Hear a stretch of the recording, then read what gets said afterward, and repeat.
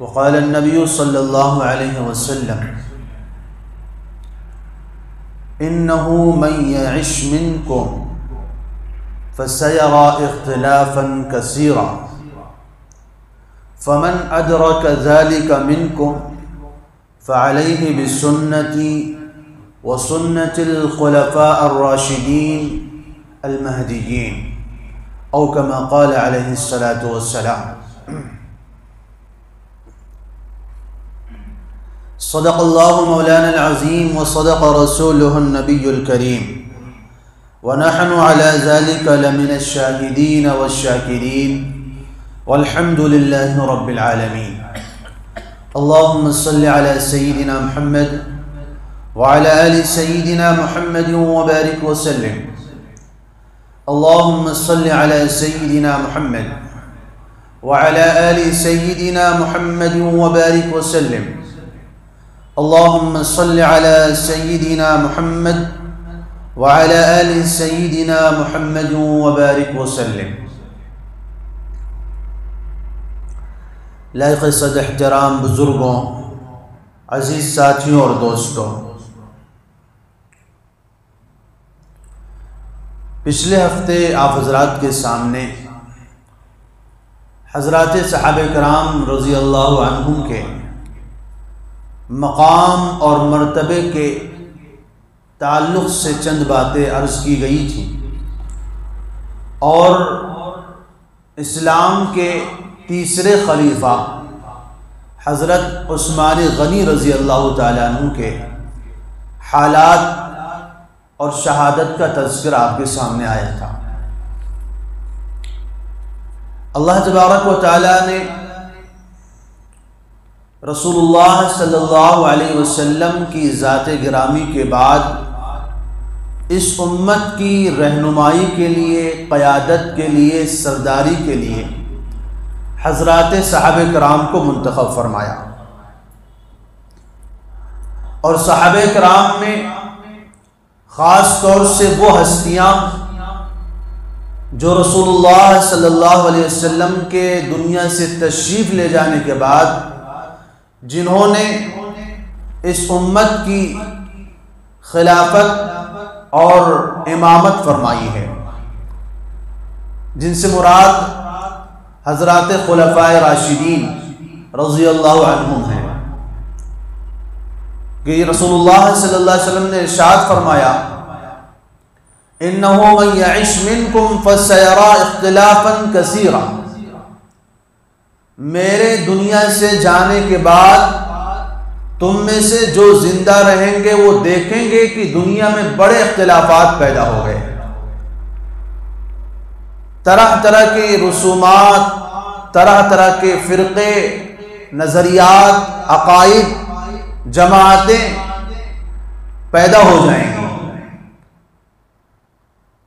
تو فرماتے ہیں کہ اگر ایسے وقت میں جب فرقہ بازی دنیا میں عام ہو اور لوگ مختلف جماعتوں میں، مختلف گروہوں میں، مختلف عقائد میں بٹ جائیں، ایسے وقت میں تم میں سے جو زندہ رہے اور تم میں سے جو باقی رہے اس کی ذمہ داری کیا ہے؟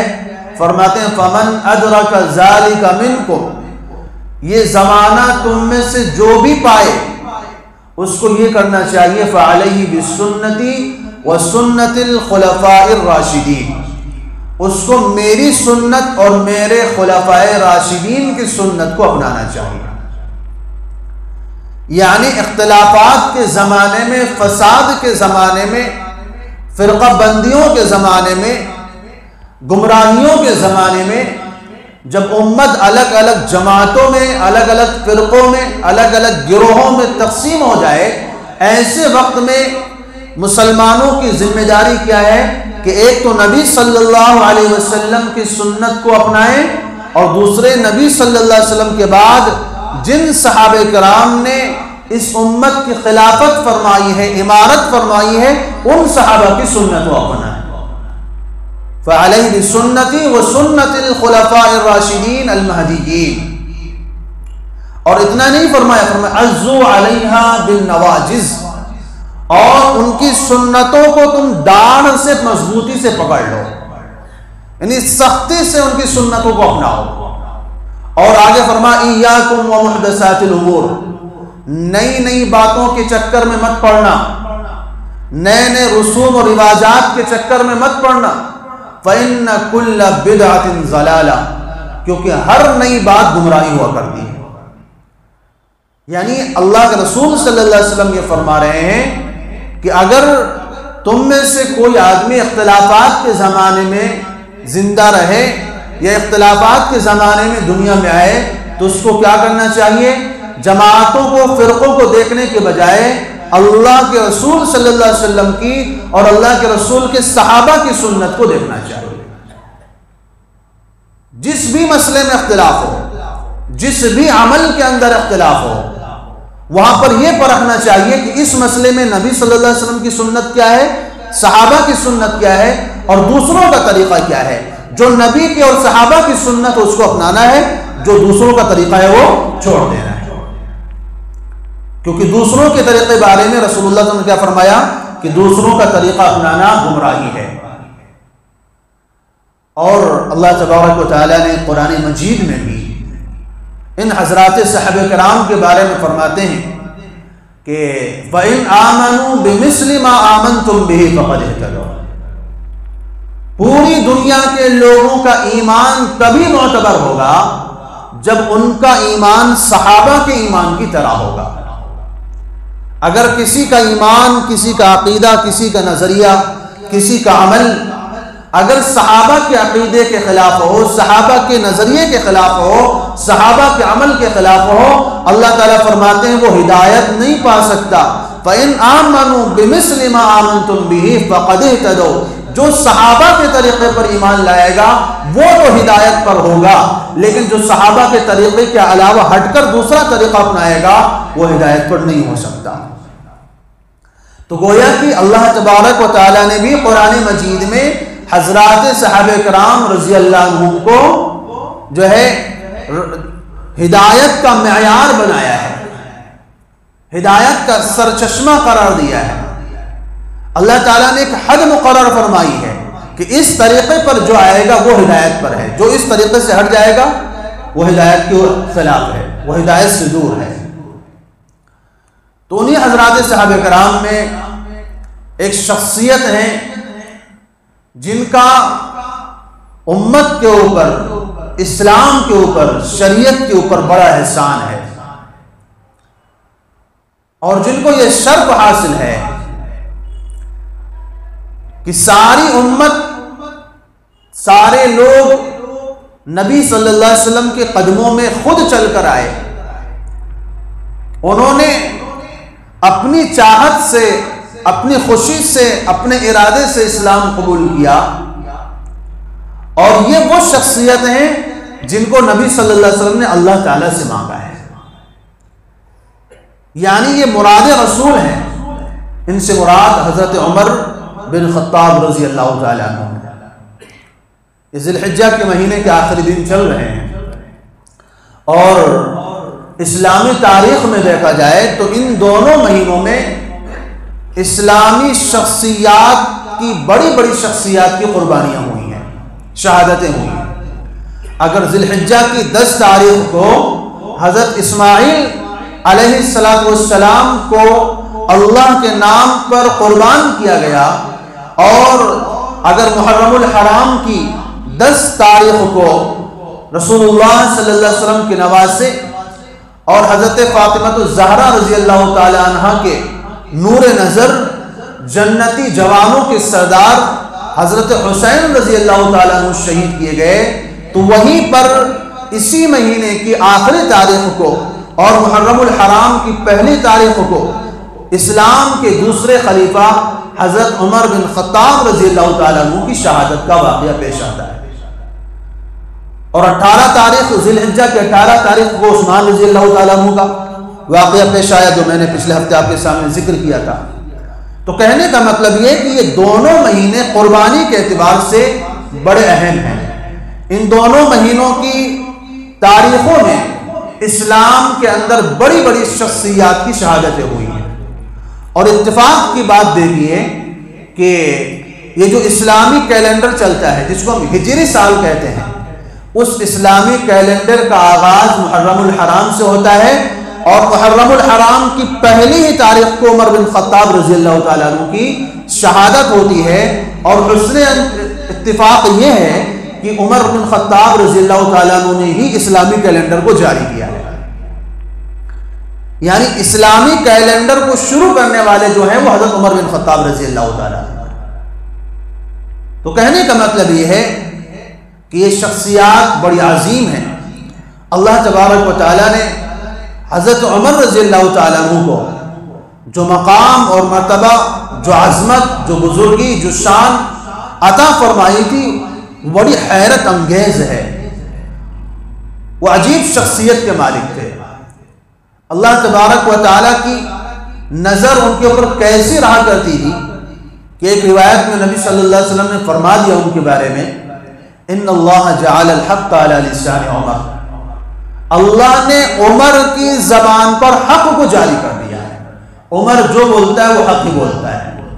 یعنی پوری دنیا ایک طرف ہو، عمر بن خطاب دوسری طرف ہو، تو حق ادھر ہوگا جدھر عمر بن خطاب رضی اللہ عنہ۔ ایسی عظیم شخصیت کے مالک ہیں۔ آپ کا نام عمر ہے، والد کا نام خطاب ہے۔ رسول اللہ صلی اللہ علیہ وسلم کی 8ویں پشت میں ایک شخصیت آتے ہیں مرہ بن کلاب، تو مرہ کے دوسرے بھائی تھے عدی، انہی عدی کے اولاد میں حضرت عمر بن خطاب رضی اللہ تعالیٰ عنہ۔ تو گویا کہ نبی صلی اللہ علیہ وسلم سے آپ کا جو شجر نسب ہے وہ 8ویں پشت میں جا کر کے مل جاتا ہے۔ مرہ کے اولاد میں نبی صلی اللہ علیہ وسلم آتے ہیں، اور عدی کے اولاد میں حضرت عمر رضی اللہ تعالیٰ عنہ آتے ہیں۔ آپ کا خاندان جو ہے زمانے جاہلیت میں عرب کے سردار خاندانوں میں آتا تھا، اور خود آپ کی جو شخصیت تھی وہ آپ انتہائی بہادر تھے۔ بتانے والے بتاتے ہیں کہ اللہ تبارک و تعالیٰ نے آپ کو جو شخصیت عطا فرمائی تھی وہ بہت ہی بارعب شخصیت تھی۔ اونچے قد کے تھے، دراز قد تھے، چہرہ سفیدی مائل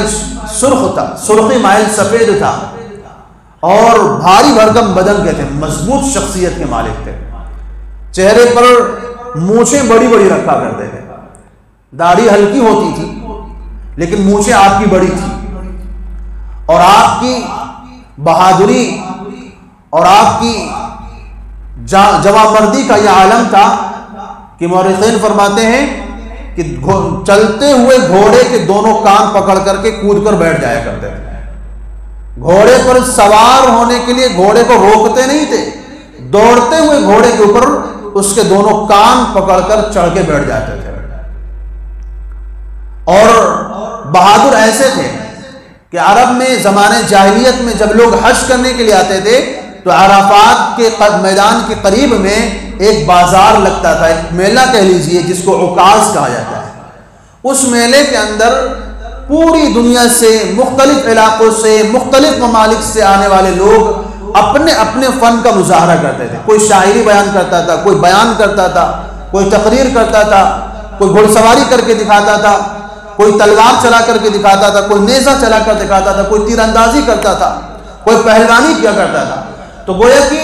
ایک طرف سے وہ ایک فن کا مظاہرہ وہاں پر کیا جاتا تھا۔ حج کے زمانے میں جو مختلف ممالک سے لوگ آتے تھے، مختلف علاقوں سے لوگ آتے تھے، اس بازار میں آ کر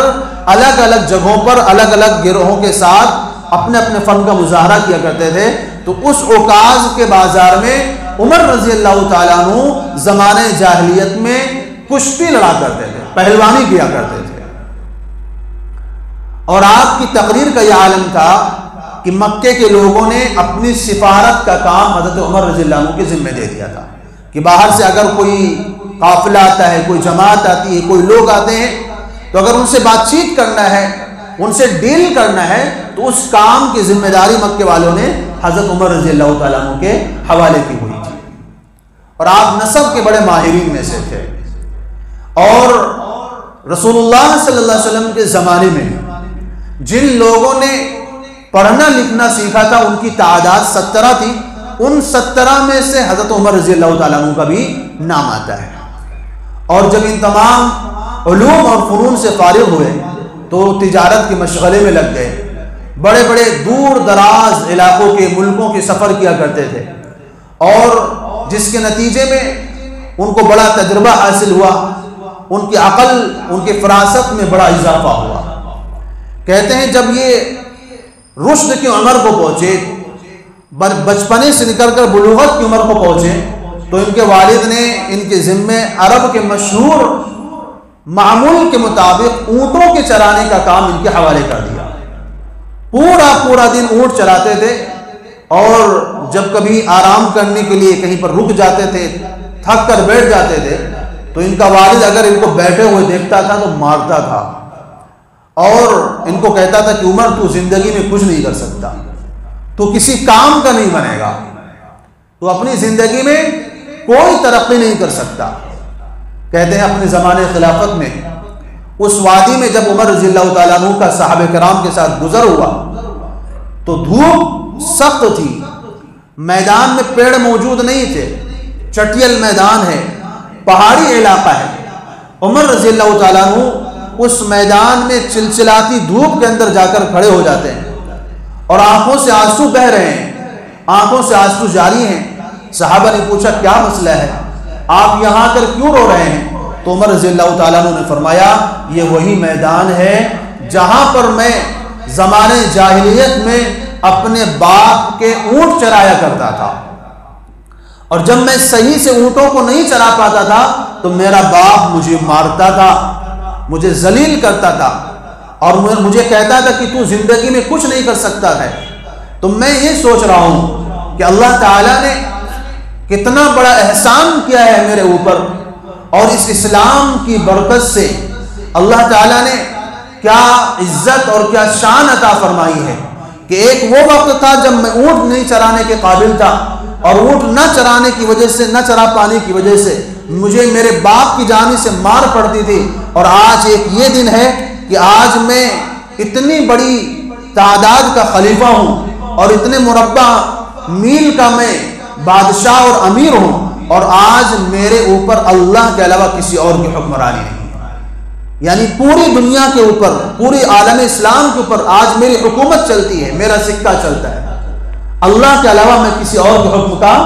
ماتحت نہیں ہوں، پابند نہیں ہوں۔ تو یہ عمر رضی اللہ تعالیٰ عنہ جو زمانے جاہلیت سے ہی بڑی عظمت اور شخصیت کے مالک تھے، اس زمانے میں بھی انہوں نے اپنے آپ کو بہت سی برائیوں سے، شراب وغیرہ سے دور رکھا تھا،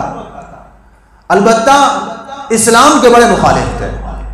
جب رسول اللہ صلی اللہ علیہ وسلم نے اسلام کا، اپنی نبوت کا اعلان فرمایا تو اس وقت عمر رضی اللہ تعالیٰ عنہ کی عمر تقریباً 28 سال تھی، یعنی 28 سال کے نوجوان تھے۔ اب جیسے دیگر کفار مکہ مسلمانوں کے ساتھ جو سلوک اور جو رویہ اپناتے تھے، وہی سلوک اور وہی رویہ عمر رضی اللہ تعالیٰ عنہ بھی مسلمانوں کے ساتھ اپناتے تھے، یعنی جس کے بارے میں پتہ چلتا تھا کہ یہ مسلمان ہو گیا اس کو مارتے تھے، سزائیں دیتے تھے، اس کے ساتھ سختی کرتے تھے، اپنے خاندان کا ہو یا دوسرے خاندان کا ہو، جس کے بارے میں بھی پتہ چلتا تھا اس کے ساتھ سختی کا معاملہ کرتے تھے۔ لیکن تمام تر کوششوں کے باوجود، تمام تر محنتوں کے باوجود اسلام کے ماننے والے بڑھتے جا رہے تھے۔ تو مشرکین مکہ نے جب میٹنگ کی کہ نبی صلی اللہ علیہ وسلم کو قتل کرنا چاہیے، تو لوگوں نے جب رائے دی تو عمر رضی اللہ تعالیٰ عنہ کا نام پیش کیا کہ اگر کوئی اس کام کو انجام دے سکتا ہے تو عمر رضی اللہ تعالیٰ عنہ انجام دے سکتے ہیں۔ چنانچہ کہتے ہیں عمر رضی اللہ تعالیٰ عنہ نے سوچا کہ آئے دن کبھی ان کو مارنا پڑتا ہے، کبھی ان کو مارنا پڑتا ہے، کبھی ان کو سزا دینی، کبھی ان کو سزا دینی، اس سے اچھا یہ ہے کہ چل کر اس بنیاد ہی کو ختم کر دیا جاتا ہے جس کے ذریعے سب کچھ مکے کے اندر ہو رہا ہے۔ چنانچہ کہتے ہیں بھری دوپہری کے اندر، چلچلاتی دھوپ میں، تپتی ہوئی ریت میں، غصے کے عالم میں، اور چہرہ سرخ کرتے ہوئے، تلوار ہاتھوں میں، ننگی تلوار لیے ہوئے نبی صلی اللہ علیہ وسلم کے گھر کی طرف روانہ ہوتے ہیں، نبی صلی اللہ علیہ وسلم کے جائے قیام کی طرف روانہ ہوتے ہیں۔ کہتے ہیں راستے میں نعیم بن عبداللہ مل جاتے ہیں، پوچھتے ہیں عمر کہاں جا رہے ہو، بڑے غصے میں نظر آ رہے ہو، ارادے ٹھیک نظر نہیں آ رہے، یہ تمہارا چہرہ سرخ کیوں ہو رہا ہے، اس دھوپ کے اندر اور اس شدت کی، اس گرمی کی شدت کے اندر تم ان تمام چیزوں کی پرواہ کیے بغیر کہاں جا رہے ہو؟ تو عمر رضی اللہ تعالیٰ عنہ نے کہا میں آج محمد صلی اللہ علیہ وسلم کو قتل کرنے جا رہا ہوں۔ تو نعیم نے کہا کہ تم محمد صلی اللہ علیہ وسلم کی بات کرتے ہو، پہلے اپنے گھر کی خبر لو، تمہاری بہن اور بہنوئی خود مسلمان ہو چکے ہیں، پہلے اپنے گھر والوں کو سنبھالو، پھر جا کر کے ان کی خبر لینا۔ تو عمر رضی اللہ تعالیٰ عنہ اسی غصے کے عالم میں بہن کے گھر گئے، اندر بہن اور بہنوئی حضرت خباب رضی اللہ تعالیٰ عنہ سے قرآن مجید کی آیتیں سیکھ رہے تھے۔ انہوں نے دروازے پر دستک دی تو پڑھنے کی آواز کانوں میں پڑ گئی، اندر سے پوچھا گیا کہ کون ہے؟ تو انہوں نے اپنا نام بتایا تو بہن نے ان صحابی کو چھپا دیا جو صحابی ان میاں بیوی کو قرآن کی تعلیم دے رہے تھے۔ دروازہ کھولا اور دروازہ کھلتے ہی فوراً برس پڑے، میں نے سنا کہ تم لوگ مرتد ہو گئے ہو، اپنے دین سے پھر گئے ہو، بے دین ہو گئے ہو۔ تو ان کے بہنوئی نے کہا کہ جی ہاں، اسلام کے اندر بڑی خوبی ہے، اور اگر میں نے خوبی والے دین کو اپنا لیا ہے تو اس میں برائی کیا ہے، حرج ہی کیا ہے؟ تو کہتے ہیں اتنا سننا تھا کہ بہنوئی کو مارنا شروع ہو گئے، اتنا مارا کہ ان کو لہو لہان کر دیا، خون آلود کر دیا۔ بہن نے جب دیکھا کہ بھائی رک نہیں رہا ہے، شوہر کو اتنا مار رہے ہیں، تو بہن نے آ کر بیچ میں بچانے کی کوشش کی، تو بہنوئی کو چھوڑ کر بہن کے اوپر ٹوٹ پڑے اور بہن کے چہرے پر تماچا مارا کہ خون چہرے سے جاری ہو گیا۔ تو بہن نے اس وقت کہا کہ عمر تم میری جان تو لے سکتے ہو، میرے دل سے ایمان نہیں نکال سکتے، تم سے جو ہو سکتا ہے کر لو، اب کسی بھی قیمت پر ہم اسلام کو چھوڑنے والے نہیں۔ جب عمر رضی اللہ تعالیٰ عنہ نے ایسا جرأت بھرا جملہ بہن کی زبان سے سنا اور چہرے کی طرف دیکھا، چہرے سے خون بہ رہا ہے، بہن کی زبان سے الفاظ جاری ہیں، عمر رضی اللہ تعالیٰ عنہ کا دل نرم پڑ جاتا ہے۔ اچھا ٹھیک ہے، بتاؤ تم کیا پڑھ رہے تو ذرا مجھے بھی سناؤ۔ بہن نے کہا کہ وہ پاکیزہ کلام ہے اور لا یمسہ الا المطہرون، اس کو گندے لوگ چھو نہیں سکتے، پڑھ نہیں سکتے۔ عمر تم ابھی ناپاک ہو، کفر کی گندگی تمہارے ساتھ لگی ہے، اور گندے لوگ قرآن کو نہ پڑھ سکتے ہیں نہ چھو سکتے ہیں، پہلے تمہیں غسل کرنا پڑے گا، پاک ہونا پڑے گا، اس کے بعد تم پھر اس کتاب کو ہاتھ لگا سکتے ہو۔ چنانچہ عمر رضی اللہ تعالیٰ عنہ نے بہن کے گھر میں غسل کیا، غسل کرنے کے بعد پھر انہوں نے قرآن مجید کا وہ نسخہ لیا، وہ آیتیں لی جو اس پرچے کے اندر، اس کاغذ کے اندر لکھی ہوئی تھی۔ مفسرین فرماتے ہیں کہ وہ سورہ طٰہٰ کی آیتیں تھیں، طٰہٰ ما انزلنا علیک القرآن لتشقیٰ الا تذکرۃ لمن یخشیٰ۔ کہتے ہیں جب اس آیت پر پہنچے اننی انا اللہ لا الہ الا انا فاعبدنی واقم الصلاۃ لذکری، تو عمر رضی اللہ تعالیٰ عنہ کی آنکھوں سے آنسو جاری ہو گئے اور فوراً کہنے لگے کہ میں بھی اسلام قبول کرنا چاہتا ہوں، جلدی سے مجھے رسول اللہ صلی اللہ علیہ وسلم کی قدموں میں لے چلو۔ تو یہ سننے کے بعد وہ صحابی جو پردے کے پیچھے چھپے ہوئے تھے وہ باہر آ گئے اور کہنے لگے ابشر یا عمر، عمر خوشخبری ہو تمہارے لیے، رسول اللہ صلی اللہ علیہ وسلم نے ابھی جمعرات کو ایک دعا مانگی تھی، اللہم اعز الاسلام بحب هذین الرجلین الیک بعمر بن ہشام او بعمر بن الخطاب۔ اے اللہ ان دو شخصوں میں تیری نظر میں جو تیرا محبوب ہے، جو تیرا پیارا ہے، ان دونوں کے ذریعے، ان دونوں میں سے کسی ایک کے ذریعے اسلام کو عزت عطا فرما، یا تو عمر بن خطاب کے ذریعے یا تو عمر بن ہشام کے ذریعے۔ اللہ تعالیٰ نے وہ دعا تمہارے حق میں قبول کر لیا ہے۔ عمر بن ہشام سے مراد ابو جہل ہے، اس کا نام اصل میں عمر تھا، اس کی جہالت کی وجہ سے، اس کی نادانی اور بیوقوفیوں کی وجہ سے رسول اللہ صلی اللہ علیہ وسلم نے اس کو ابو جہل کا خطاب دے دیا کہ جہالت کا باپ ہے، ورنہ اصل نام اس کا عمر بن ہشام تھا، اور یہ حضرت عمر رضی اللہ تعالیٰ عنہ کا سگا ماموں تھا۔ تو صحابی کہنے لگے کہ نبی صلی اللہ علیہ وسلم نے ابھی کل ہی دعا مانگی ہے کہ اللہ ان دو شخصوں میں سے تیری نظر میں جو محبوب ہے اس کے ذریعے اسلام کو عزت عطا فرما۔ اے عمر خوشخبری ہو تمہارے لیے، مبارکبادی ہو کہ اللہ تعالیٰ نے تمہارے حق میں وہ دعا قبول کر لیا ہے۔ چنانچہ وہاں سے نکلتے ہیں، پوچھتے ہیں نبی صلی اللہ علیہ وسلم کہاں تشریف رکھتے ہیں؟ بتایا گیا کہ صفا پہاڑی کے دامن میں حضرت زید ابن ارقم رضی اللہ تعالیٰ عنہ کے گھر میں تشریف فرمائے ہیں۔ حضرت عمر رضی اللہ تعالیٰ عنہ وہاں جاتے ہیں، دروازے کو کھٹکھٹاتے ہیں، کنڈی بجاتے ہیں، اندر سے جھانک کر سوراخ سے دیکھا جاتا ہے تو دیکھتے ہیں کہ عمر رضی اللہ تعالیٰ عنہ کھڑے ہوئے ہیں، تلوار ہاتھوں میں ہے، اور لوگ دیکھ کر کے گھبرا جاتے ہیں، صحابہ پریشان ہوتے ہیں کہ کہ کچھ ارادے نیک معلوم نہیں ہو رہے. ایک تو عمر آئے ہوئے، دوسرے تلوار بھی ہاتھ میں ہے، اس کا مطلب کسی برے ارادے سے آئے ہیں. تو کہتے ہیں اس سے پہلے حضرت حمزہ رضی اللہ تعالیٰ عنہ بھی اسلام قبول کر چکے تھے. انہوں نے کہا کہ دروازہ کھولو، اندر آنے دو، اگر اچھے ارادے سے آئے ہیں تو ان کا استقبال کیا جائے گا، اور اگر کسی برے ارادے سے آئے ہیں انہی کی تلوار سے انہیں قتل کر دیا جائے گا. دروازہ کھولا جاتا ہے. جب دروازہ کھلتا ہے تو نبی صلی اللہ علیہ وسلم اپنی جگہ سے اٹھ جاتے ہیں اور دروازے پر آ کر عمر کا گریبان پکڑ لیتے ہیں اور فرماتے ہیں اما انت منتہن یا عمر، عمر تم باز نہیں آؤ گے؟ کس ارادے سے یہاں آئے ہو،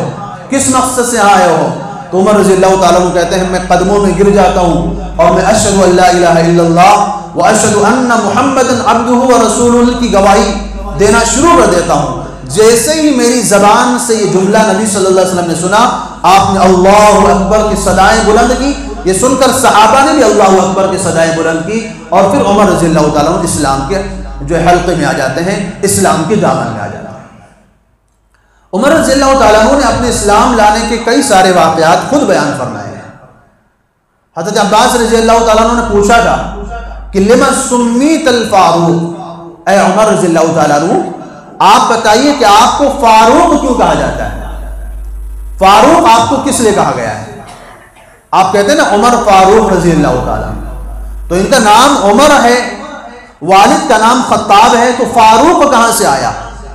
تو عمر رضی اللہ تعالیٰ عنہ فرماتے ہیں کہ رسول اللہ صلی اللہ علیہ وسلم نے فرمایا تھا جب میں نے اسلام قبول کیا، اور اسلام قبول کرنے کے بعد اب دیکھیے ایک طرف نبی صلی اللہ علیہ وسلم کو قتل کرنے کے لیے جا رہے ہیں، کایا کیسی پلٹی ہے، ایمان قبول کرتے ہیں مزاج کیسے بدلتا ہے، فوراً نظریہ کیسے تبدیل ہوتا ہے. اسلام قبول کرتے ہی نبی صلی اللہ علیہ وسلم سے کیا کہتے ہیں؟ السنا علی الحق یا رسول اللہ وان حینا او متنا، اللہ کے رسول کیا ہم حق پر نہیں ہیں؟ چاہے ہم زندہ رہیں تب بھی ہم حق پر ہیں، مر جائیں تب بھی ہم حق پر ہیں، کیا ہم حق پر نہیں ہیں؟ تو رسول اللہ صلی اللہ علیہ وسلم نے فرمایا بلا والذی نفسی بیدہ انکم علی الحق وان حییتم او متم، اگر تم زندہ رہو یا مر جاؤ لیکن تم حق پر ہو، قسم اس ذات کی جس کے قبضے میں میری جان ہے. تو نبی صلی اللہ علیہ وسلم نے بتا دیا کہ ہاں بالکل ہم حق پر ہیں. تو عمر رضی اللہ تعالیٰ نے پوچھا ففیم الاختفاء یا رسول اللہ، تو اللہ کے رسول ہم چھپ کر عبادت کیوں کرتے ہیں؟ صحابہ کہتے ہیں کہ جب تک عمر رضی اللہ تعالیٰ عنہ مسلمان نہیں ہوئے تھے کوئی بھی مسلمان کھل کر نماز نہیں پڑھ سکتا تھا، کھل کر عبادت نہیں کر سکتا تھا. خانہ کعبہ میں عبادت کرنا تو دور کی بات ہے، کھلم کھلا اپنے گھر کے اندر بھی عبادت مسلمان نہیں کر سکتا تھا. تو عمر رضی اللہ تعالیٰ عنہ نے فرمایا کہ اللہ کے رسول اگر ہم حق پر ہیں تو ہم چھپ کر عبادت کیوں کرتے ہیں؟ خدا کی قسم ہم نکلیں گے اور علی اعلان جائیں گے اور کھلم کھلا جا کر عبادت کریں گے. چنانچہ عمر رضی اللہ تعالیٰ عنہ نبی صلی اللہ علیہ وسلم کو صحابہ کو لے کر نکلتے ہیں، خانہ کعبہ میں جا کر پہنچتے ہیں اور علی اعلان کفار مکہ کے سامنے خانہ کعبہ کے پاس نماز پڑھتے ہیں. حضرت عبداللہ بن مسعود رضی اللہ تعالیٰ فرماتے ہیں کہ جب تک عمر رضی اللہ تعالیٰ عنہ مسلمان نہیں ہوئے تھے ہم چھپ کر عبادت کیا کرتے تھے. جب عمر رضی اللہ تعالیٰ عنہ مسلمان ہو گئے اور عمر رضی اللہ تعالیٰ عنہ نے کفار سے مقابلہ کیا، وَصَلَّى عِنْدَ الْكَعْبَةِ وَصَلَّيْنَا مَعَهُ، سب سے پہلے انہوں نے خانہ کعبہ کے پاس آ کر نماز پڑھی ہے، پھر ہم نے ان کے ساتھ خانہ کعبہ کے پاس نماز پڑھی ہے. تو عمر رضی اللہ تعالیٰ عنہ وہ شخصیت ہیں جنہوں نے اپنے اسلام لانے کے بعد اپنے اسلام کا کھلم کھلا اعلان کیا، اور مسلمانوں کو یہ توفیق ملی کہ جو مسلمان چھپ چھپ کر عبادت کیا کرتے تھے وہ کافروں کی نظروں کے سامنے ان کی نگاہوں میں نگاہیں ڈال کر خانہ کعبہ کے سامنے جا کر ان کو نماز پڑھنے کی جرات پیدا ہوئی، ہمت پیدا ہوئی. عمر رضی اللہ تعالیٰ عنہ فرماتے ہیں اسی لیے رسول اللہ صلی اللہ علیہ وسلم نے مجھے فاروق کہا ہے. ان اللہ جعل الحق علی لسان عمر، اللہ تعالیٰ نے عمر کی زبان پر حق کو جاری کر دیا ہے، حق کو عمر کے ذریعے غلبہ عطا فرمایا ہے. اور فرماتے ہیں وَفَرَّقَ اللَّهُ بَيْنَ الْحَقِّ وَالْبَاطِلِ بِهِ فَلِذَا سُمِّيَ الْفَاروق، اور اللہ تعالیٰ نے انہی کے ذریعے حق اور باطل کے درمیان فرق پیدا فرمایا ہے، اس لیے آپ کو فاروق کہا جاتا ہے. اور اپنے اسلام لانے کا ایک اور واقعہ حضرت عمر رضی اللہ تعالیٰ بیان فرماتے ہیں. کہتے ہیں ایک مرتبہ رات کے وقت رسول اللہ صلی اللہ علیہ وسلم، چونکہ دن میں تو ہمت نہیں، دن میں تو ایسی جرات نہیں ہو سکتی تھی، یا کافروں کی جو اس شرانگیزیوں کی وجہ سے دن کے اندر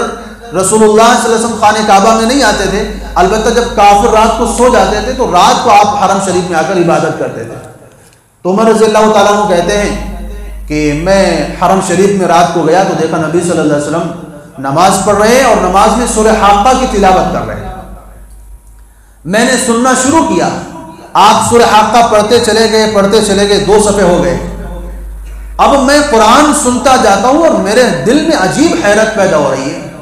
میں حیران ہو رہا ہوں، میں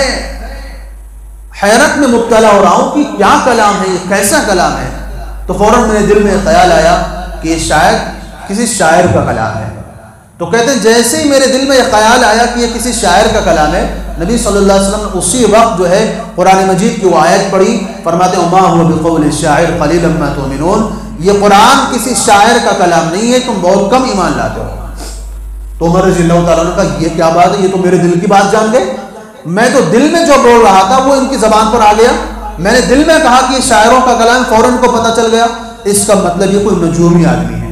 یہ کوئی کاہن ہے، کاہنوں والی بات کر رہا ہے۔ تو فوراً اسی وقت رسول اللہ صلی اللہ علیہ وسلم نے اگلی آیت پڑھی وَلَا بِقَوْلِ كَاهِنٍ قَلِيلًا مَا تَذَكَّرُونَ، یہ قرآن کسی نجومی کا کلام نہیں، کسی کاہن کا کلام نہیں ہے۔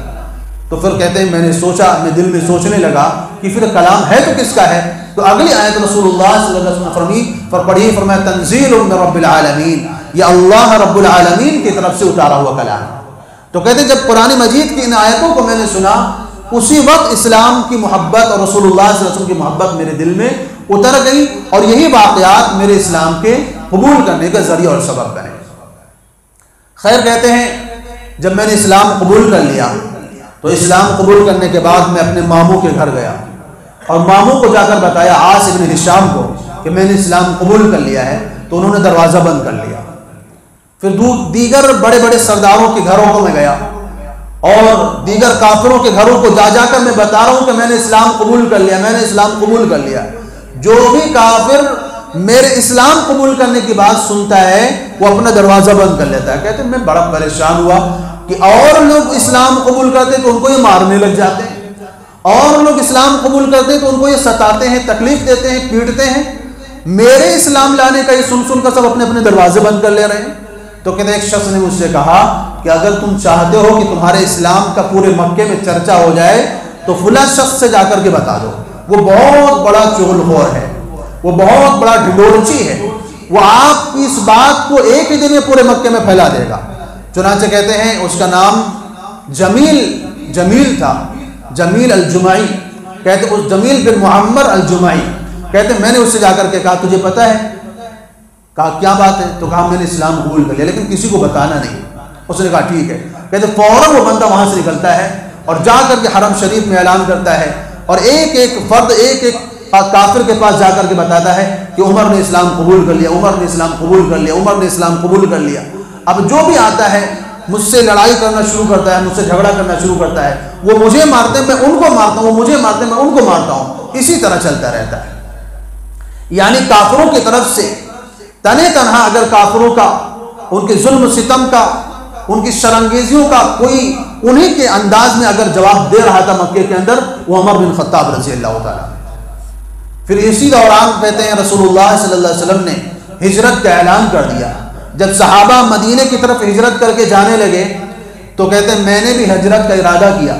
جب انہوں نے ہجرت کا ارادہ کیا تو کہتے ہیں اپنے بھائی زید کو، اپنے داماد حضرت خنیس رضی اللہ تعالیٰ عنہ کو، اور اپنے بہنوئی حضرت سعید ابن زید رضی اللہ تعالیٰ عنہ اور دیگر